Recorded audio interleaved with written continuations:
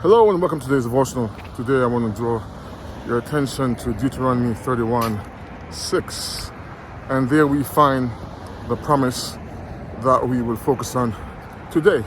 So in keeping with this theme of the promises of God in Scripture, Deuteronomy 31:6, we find these words: be strong and courageous. Do not be terrified or afraid of them. For the Lord your God goes with you. He will never leave you nor forsake you.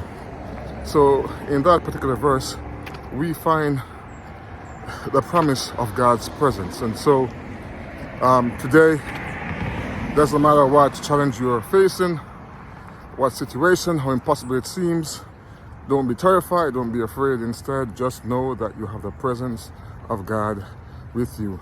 And if God is with you, He is more than the world